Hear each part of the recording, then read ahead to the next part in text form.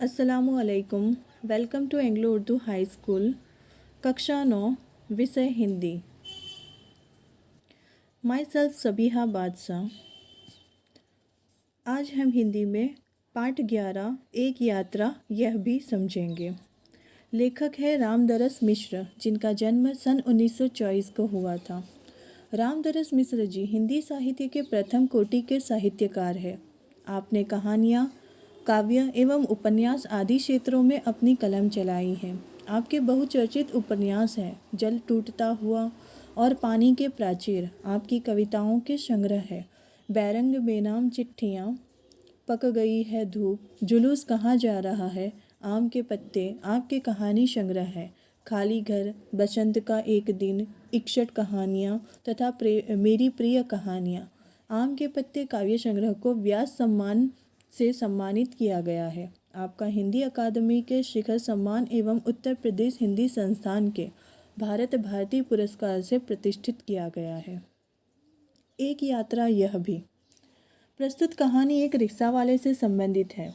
शिक्षित रिक्शा वाले के पास इंसानियत से भरा हुआ दिल है। वह संकट में पड़ी हुई एक युवती से विवाह कर लेता है। स्त्रियों के प्रति रिक्शा वाले युवक का मानवीय दृष्टिकोण और उसके रिक्शे में सवारी करने वाले पति पत्नी से उसकी आत्मीयता हमारा दिल छू लेते हैं। मैं बहुत यात्रा भीरू हूँ। यात्रा भीरू का मतलब होता है यात्रा से डरने वाला। यात्रा पर निकलते समय डर बना होता है कि पता नहीं कैसे कैसे लोगों से पाला पड़ेगा। जब वो यात्रा पर निकलते हैं तो उन्हें डर लगता है कि पता नहीं कैसे कैसे लोगों से मुलाकात होगी। सबसे बड़ी असहजता तो अनुभव होती है अंट शंट किराया मांगने वाले ऑटो वाले से। अंट शंट का मतलब होता है कुछ भी मांग लेते हैं किराया ऑटो वाले। नए शहर में कैसे कैसे लोग मिलेंगे यह चिंता भी बनी होती है। तो इस बार एक डॉक्टर से मिलने के लिए ग्वालियर जाना पड़ गया। देखिए, डॉक्टर से मिलने के लिए उन्हें ग्वालियर जाना पड़ता है। पत्नी साथ थी, इसलिए आश्वस्ति बनी हुई थी। वो अकेले नहीं थे, पत्नी उनके साथ थी। स्टेशन पर उतरते ही ऑटो वाले पीछे पड़ गए। देखिए, हम भी कभी रेलवे या फिर बस में सफ़र करते हैं तो उस वक्त जब कहीं से सफ़र करके रिटर्न होते हैं और स्टेशन के बाहर आते हैं तो ऑटो वाले तुरंत पूछने लगते हैं कि भाई कहाँ जाने वाले हो। तो इस तरह यहाँ पर भी वो जब स्टेशन से उतरते हैं तो ऑटो वाले उनके पीछे पड़ जाते हैं। हम चुपचाप आगे बढ़ते रहे। एक नवयुवक ऑटो वाला साथ लग गया। हम कुछ बोले बिना आगे बढ़ते रहे कि उसकी आवाज़ आई। वो चुपचाप आगे बढ़ते रहते हैं। तब एक नवयुवक मतलब यंग ऑटो वाला है, वो साथ लग जाता है और कहने लगता है, बाबूजी आप आखिर कहीं जाएंगे ही और कोई और ऑटो करेंगे ही, तो फिर मेरा ऑटो क्यों नहीं। वो जो नवयुवक ऑटो वाला है वो कहता है कि आप कहीं ना कहीं तो जाओगे और कोई ना कोई तो ऑटो करोगे, तो फिर मेरा ऑटो क्यों नहीं। उसकी ज़िद और आवाज़ में कुछ ऐसा आकर्षण महसूस हुआ कि मैंने स्वीकृति दे दी। उसकी ज़िद और आवाज़ कुछ ऐसे आकर्षित उन्हें कर जाती है कि वो मान जाते हैं उसकी ऑटो में जाने के लिए। वह प्रेम भरी बातें करता रहा और हमें डॉक्टर के यहाँ पहुँचा दिया। सफ़र के दौरान ऑटो वाला जो है वो प्रेम भरी बातें करता रहता है और उन्हें डॉक्टर के यहाँ पहुँचा देता है। उसके द्वारा बताए वांछित पैसे देकर डॉक्टर के घर की कॉल बेल बजाई। ज्ञात हुआ कि डॉक्टर ने क्लिनिक की जगह बदल दी है। ऑटो वाले ने जितने पैसे बताए थे उतने पैसे उसको दिए और डॉक्टर के घर पहुंचकर देखा तो डॉक्टर ने क्लिनिक की जगह बदल दी थी। ऑटो वाला बिना हमारे कहे हमारा इंतज़ार कर रहा था। हम अगर कहीं सफ़र करते हैं, हमको रिटर्न होना होता है तो हम ऑटो वाले से कहते हैं कि थोड़ी देर रुक जाओ, हम देख लेते हैं, या फिर हम अपना काम पूरा करके आते हैं और इसी ऑटो में रिटर्न जाएंगे। पर देखें, यहाँ पर तो उन्होंने ऑटो वाले से कुछ भी नहीं कहा था, फिर भी ऑटो वाला उनके कहे बिना उनका इंतज़ार कर रहा था और उन्हें फिर नई जगह पर पहुंचा देता है। मैंने पूछा कितने पैसे दे दूं? बाबूजी जो इच्छा हो दे दीजिए। देखें, वो जब ऑटो वाले से पूछते हैं कि कितने पैसे दे दूं, तो उस वक्त ऑटो वाला कहता है कि बाबूजी आपकी जो इच्छा हो, आपको जितने देने हो उतने दे दीजिए। वैसे डॉक्टर के घर से यहाँ तक का किराया तो अतिरिक्त हो गया ना। तो कि भाई डॉक्टर के घर से यहाँ तक का किराया तो बराबर है ना। उसने पूछा बाबूजी यहाँ से कहाँ जाएंगे। अभी देखिए ऑटो वाला फिर से उनसे पूछता है कि बाबूजी आप यहाँ से कहाँ जाओगे। मैंने होटल का नाम बता दिया और कहा भाई तुम जाओ, यहाँ देर लग सकती है। तो वो कहते हैं कि मैंने अपनी होटल का नाम बताया और फिर वो ऑटो वाले से कह दिया कि तुम जाओ, मुझे यहाँ पर हो सकता है कुछ ज़्यादा देर लग जाए। वह कुछ बोला नहीं। हम डॉक्टर के पास चले गए।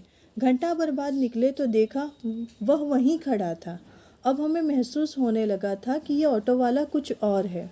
वह हमारे भीतर घर करता गया। होटल पर छोड़कर उसने पूछा फिर कब आऊँ। देखें, वो जब डॉक्टर के यहाँ जाते हैं, डॉक्टर के क्लिनिक पर जाते हैं, तो उस वक्त उसे कहते हैं कि आप यहाँ से जाओ, हमको देर होगी। फिर भी जब वह उनका काम डॉक्टर के यहाँ कंप्लीट हो जाता है, पूरा हो जाता है, उसके बाद करीब घंटा भर होता है और वो बाहर निकलते हैं तो देखते हैं कि वह ऑटो वाला वहीं पर ही खड़ा है। अब उन्हें ऐसा महसूस होने लगा था कि यह ऑटो वाला कुछ और है। अब वही ऑटो में वो वापस सफ़र करते हैं और होटल पर उन्हें वो पहुंचा देता है और वहां पर पहुंचाकर फिर पूछता है फिर कब आऊं। यानी आप शहर में घूमेंगे फिरेंगे ना, आपको कहाँ जाना होगा, ले चलूँगा, वैसे यहाँ कब तक है। अब देखिए ऑटो वाला उनसे पूछता है कि आप यहाँ पर शहर में घूमोगे फिरोगे, आपको कहाँ जाना होगा, जहाँ जाना होगा मैं आपको ले चलूँगा। और भी पूछता है कि आप कब तक यहाँ पर हो। उस वक्त वो जवाब देते हैं कि कल शताब्दी से लौटेंगे, तो आपको घुमाने के लिए कब आ जाऊँ। भाई आज तो थके हैं, आराम करेंगे, कल घूमेंगे। ठीक है बाबूजी, यह रहा मेरा मोबाइल नंबर, मुझे फ़ोन करके बुला लीजिएगा। अरे तुमने अपना नाम तो बताया ही नहीं। मोहन अच्छा नाम है। दूसरे दिन घूमने का कार्य शुरू हो गया। वह बहुत प्रेम से एक के बाद एक स्थान दिखाता गया।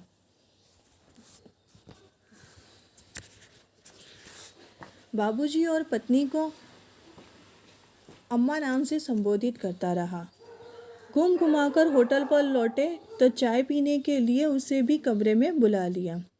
देखिए दूसरे दिन फिरने का कार्यक्रम जो है वो शुरू होता है और वह हर जगह घुमा देता है। वह मुझे बाबूजी कहता था और उनकी जो पत्नी है उन्हें अम्मा के नाम से संबोधित करता रहा। घुमाकर जब हम होटल पर लौटते हैं तो चाय पीने के लिए हमने उसे भी कमरे में बुला लिया। वह बहुत संकोच के साथ आया। चाय पान के साथ हमारी पारिवारिक वार्ता शुरू हो गई। पत्नी ने पूछा बेटे तुम ग्वालियर के हो। देखिए उनकी पत्नी जो है वो ऑटो वाले से पूछती है कि तुम ग्वालियर के हो। नहीं अम्मा, मैं मूलतः आगरा का हूँ, यहाँ आना पड़ गया। तब ऑटो वाला जवाब देता है कि नहीं अम्मा, मैं मूलतः यानी उसका जो नेटिव प्लेस है वो आगरा है, यहाँ तो जस्ट आना पड़ा है। हमें लगा कि यह कहते कहते कुछ भर आया है, इसलिए चुप रहे। लेकिन वह स्वयं बोलने लगा, आगरा में अपना घर है, माँ बाप तो बचपन में ही गुजर गए, बड़े भाई ने मेरी परवरिश की, भाई वकील है, मैं भी बीए पास हूँ, कोई नौकरी खोज रहा था कि। देखें उससे जब पूछा जाता है तो उस वक्त वो जवाब देता है कि मैं मूलतः आगरा का हूँ। उसके बाद वो खामोश हो जाते हैं, पर वह ऑटो वाला जो है वो कहता है कि मैं आगरा में अपना घर है मेरा और माँ बाप बचपन में ही उसके गुजर गए हैं और बड़े भाई ने उसकी परवरिश की है, भाई उसका वकील है और ऑटो वाला जो है वो खुद भी बीए पास हुआ है और नौकरी खोज रहा था कि एक चुप्पी सी छा गई, यानी सब खामोश हो गए। हमें लगा कि इसके साथ कोई अवांछित घटना घटी है, यानी ऐसी घटना जो न घटनी चाहिए। उसे छेड़ा नहीं, किंतु उसने फिर कहना शुरू कर दिया। देखिए उससे ऑटो वाले से पूछा नहीं कि भाई क्या हुआ था, वो खामोश हो गया था।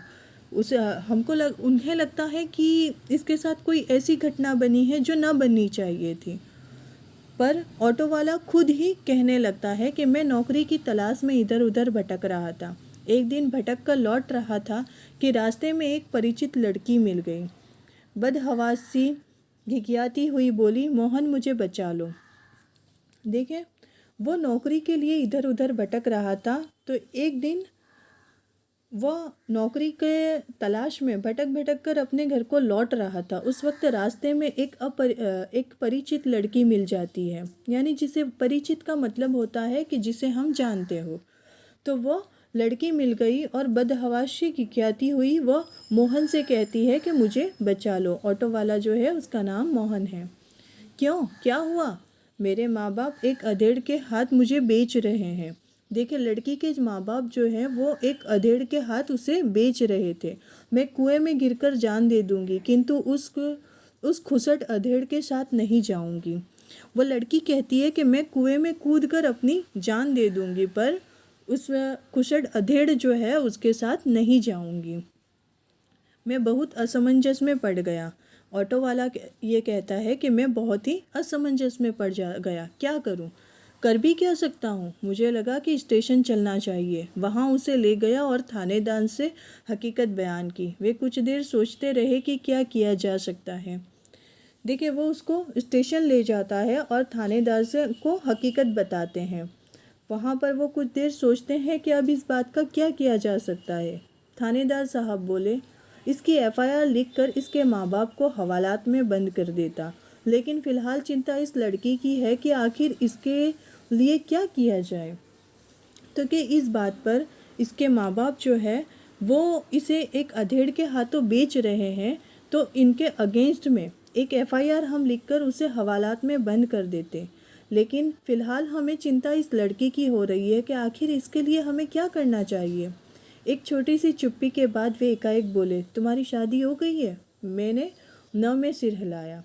अभी देखें, वो थानेदार जो है वो ऑटो वाला से पूछता है कि तुम्हारी शादी हो गई है, तो वो ना में सर हिलाता है कि नहीं, मेरी शादी नहीं हुई है। तो बोले, तुम इससे शादी क्यों नहीं कर लेते? थानेदार उसे कहता है कि तुम इससे शादी क्यों नहीं कर लेते? मैं तो इस आकस्मिक प्रस्ताव से चकरा गया, किंतु कुछ पल बाद लगा कि इसमें बुराई क्या है। मैंने कहा, सर इससे तो पूछ लीजिए। देखिए, वो जो पति पत्नी हैं उनसे ये पूरी कहानी कह रहा है, उसके साथ जो हुआ था ऑटो वाला।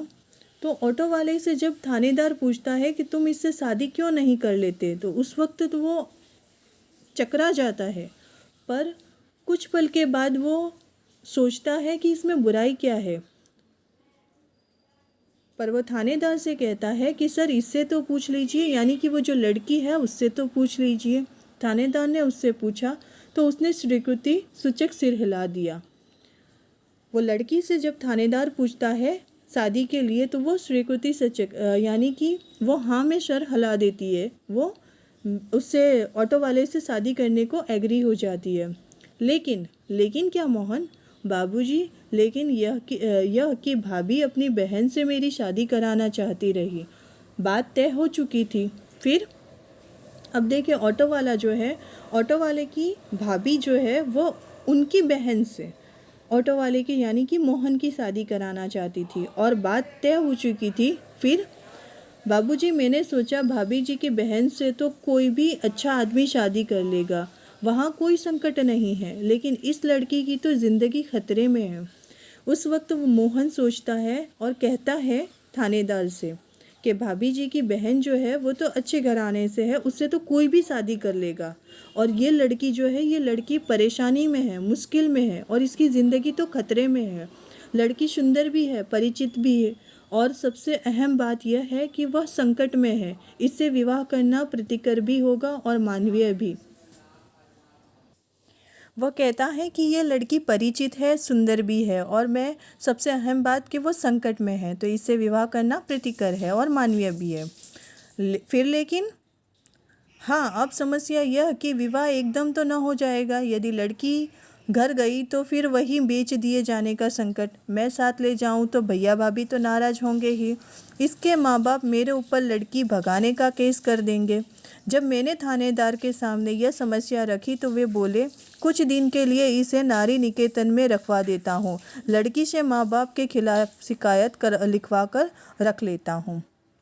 तो क्या वो मोहन कहता है कि मैं अगर इसे इसके माँ बाप के घर पहुँचाता हूँ, इससे विवाह के लिए तो मैं राज़ी हूँ, पर इसे फ़िलहाल इसके माँ बाप के घर पहुँचाता हूँ तो वो वहाँ पर तो वही संकट रहेगा इसे बेच देने का।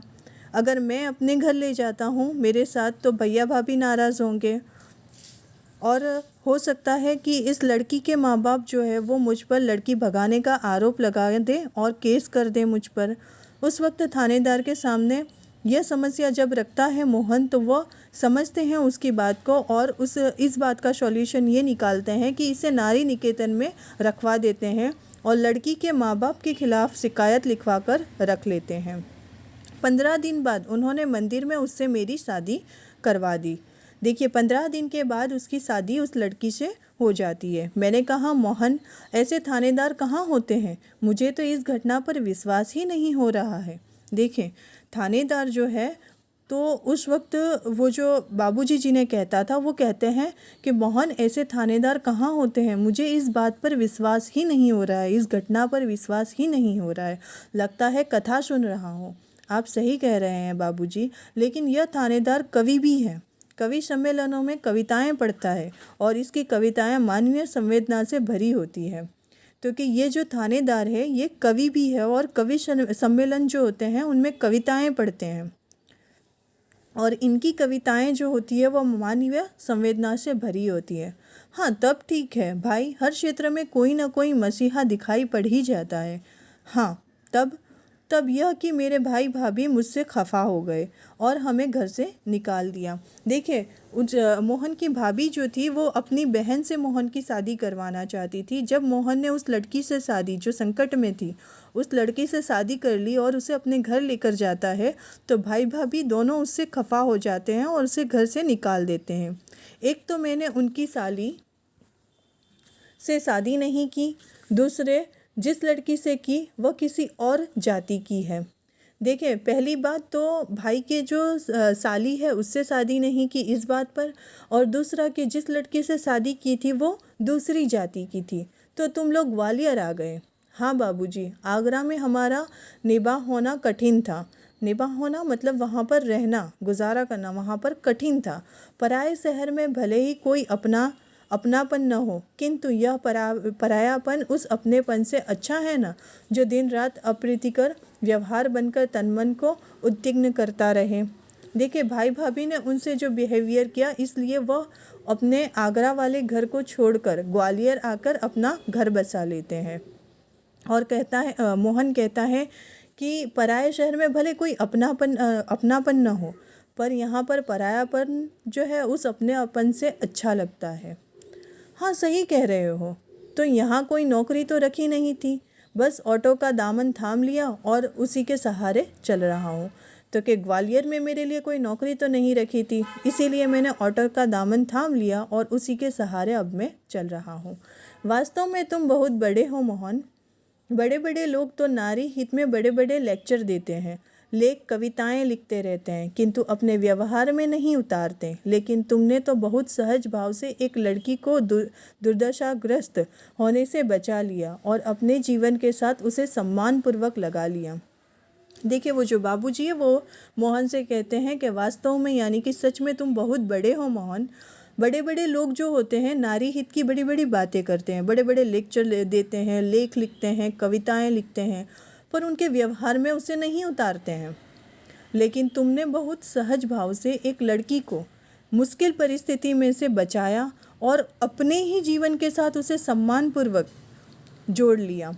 बाबूजी, इस कार्य से मुझे भी बहुत संतोष मिला। मैंने तो एक बार उसका उद्धार किया, किंतु वह तो प्रायः मुझे संकटों से उबारती रहती है। देखें मोहन कहता है कि बाबूजी, इस कार्य से मुझे भी बहुत संतोष यानी उसे भी संतुष्टि मिली कि मैंने तो जस्ट खाली उसे एक ही बार उस मुश्किल से निकाला, पर वह हर बार मुझे जो भी संकट आते हैं उससे उबारती रहती है। मोहन की यह कहानी हम पर छा गई और वह हमारे मन में कितना बड़ा हो गया। गाड़ी का समय हो रहा था। मोहन हमें लेकर स्टेशन आ गया। उसे मैं 500 रुपये का नोट देने लगा। वह बोला, रहने दीजिए बाबूजी। अरे यह तुम्हारा पारिश्रमिक है, कोई दान थोड़े ही दे रहा हूँ। देखे वो बाबूजी जो है उनकी गाड़ी का समय हो रहा था, इसलिए वो स्टेशन की ओर निकलते हैं। मोहन उन्हें स्टेशन पहुंचा देता है। उस वक्त बाबूजी जो है उन्हें 500 का नोट निकाल कर देते हैं। उस वक्त मोहन ना कहता है कि नहीं, तो कि ये तुम्हारे पारिश्रमिक यानी कि तुम्हारी मेहनत के हैं, कोई मैं तुम्हें दान नहीं दे रहा। बाबूजी, मैंने माँ बाप का प्यार नहीं पाया, कल से ही लग रहा है कि मुझे माँ बाप मिल गए हैं। देखिए वो जो बाबूजी और अम्मा यानी वो जो पति पत्नी मिले थे, तो उन्हें जो पति है उन्हें बाबूजी कहता था और उनकी वाइफ जो थे उन्हें अम्मा कहता था। तो क्या मुझे माँ बाप का प्यार, मोहन कहता है मुझे माँ बाप का प्यार नहीं मिला है, पर कल से जब से आपसे मुलाकात हुई है तो मुझे ऐसा लग रहा है कि मुझे माँ बाप मिल गए। इस सुख के आगे पैसे का तो कुछ भी मोल नहीं है, पैसा तो और लोगों से कमा ही लेता हूँ। तो कि मुझे आपको देखकर माँ बाप का प्यार मिला है, तो ये जो सुख है, ये जो खुशी है, इसके आगे पैसे का कोई मोल नहीं है। पैसा तो मैं कमा लेता हूँ बेटे, लेकिन मेरी भी तो सोचो, मैं बेटे का शोषण कैसे कर सकता हूँ। देखिए वो जो बाबूजी है वो भी उन्हें बेटा मानने लगते हैं, यानी मोहन को अपना बेटा समझते हैं और कहते हैं कि बेटा मेरी भी सोचो, मैं अपने बेटे का शोषण कैसे कर सकता हूँ। यानी कि तुमने मुझे घुमाया, सब चीज़ें बताई यहाँ पर, तो मैं तुम्हारा शोषण कैसे कर सकता हूँ। लेकिन यह तो बहुत है, इतना लूँगा तो आपका शोषण हो जाएगा। वो जब 500 रुपये देते हैं तो वो कहते हैं कि ये तो बहुत ज़्यादा है, अगर मैं इतना ज़्यादा ले लूँगा तो आपका शोषण हो जाएगा। यह कहकर वह 500 का नोट लेकर 300 वापस करने लगा। यानी वह 500 का नोट लेता है और उसमें से 300 उसके पास से रिटर्न करता है, यानी कि वह सिर्फ अपने पास 200 रुपये ही रखता है। बोला, मुझे इतना पराया न कीजिए बाबूजी, हाँ जब भी ग्वालियर आइएगा मुझे बुला लीजिएगा। मेरा फ़ोन नंबर तो आपके पास है ही, लेकिन मेरी एक शर्त है। वह क्या बाबूजी? मैं 500 रुपये चुपचाप तुम्हें लेने ही पड़ेंगे। अब देखें वो जो है वो उनसे कहते हैं कि ये जो मेरी शर्त है, ये 500 रुपये जो है ये आपको चुपचाप लेने ही पड़ेंगे। उसने 300 रुपये अपनी जेब में रख लिए, जैसे कह रहा हो यह कैसी शर्त आपने रख दी बाबूजी। अब वो जो 300 रुपये रिटर्न कर रहा था वो 300 रुपये वापस लेकर अपनी जेब में रख लेता है और मन में ही सोचता है कि ये कैसी शर्त आपने रख दी बाबूजी। कुछ क्षण बाद बोला, बाबूजी आपका फ़ोन नंबर तो मेरे फ़ोन पर आ ही गया है, कभी कभी फ़ोन करता रहूं क्या? देखिए वो फ़ोन करने के लिए भी अनुमति लेता है कि आपका फ़ोन नंबर मेरे फ़ोन नंबर पर फ़ोन पर आ चुका है, पर मैं क्या कभी कभी आपको फ़ोन करता रहूं? हाँ हाँ भाई, शौक़ से, मुझे अच्छा लगेगा, लेकिन आपका नाम तो मैंने पूछा ही नहीं। देखिए वो इतने दिनों 2 दिन की मुलाकात है, इतना सब एक दूसरे से परिचित हुए, फिर भी उसने उनका नाम नहीं पूछा था। उस वक्त मोहन कहता है, लेकिन मैंने तो आपका नाम पूछा ही नहीं, मैं हूँ सत्यकेतु और पत्नी है कामना। देखिए सत्यकेतु जो है वो जिसे बाबूजी कहता था उनका नाम सत्यकेतु है और अम्मा जी से कहता था उनका नाम कामना है। और जब हम स्टेशन के अंदर जाने लगे तब वह आँखें में न जाने कितना अपनापन लिए हमें निहारता रहा। देखिए जब स्टेशन के अंदर वो जाते हैं, यानी कि सत्यकेतु और कामना दोनों अंदर जब जा रहे होते हैं, तब वह आँखों में न जाने कितने अपनेपन के साथ उन्हें देखता रहता है। सच में यहाँ पर एक रिक्शा वाले से संबंधित कहानी जो हमें बताई गई है, बहुत ही आकर्षित और दिल को छू लेने वाली कहानी है। शिक्षित रिक्शा वाले के पास इंसानियत से भरा हुआ दिल बताया है हमें, और संकट में पड़ी हुई एक युवती से वह विवाह कर लेता है और उसकी ज़िंदगी संवार देता है। Thank you for watching. जज़ाकल्लाह।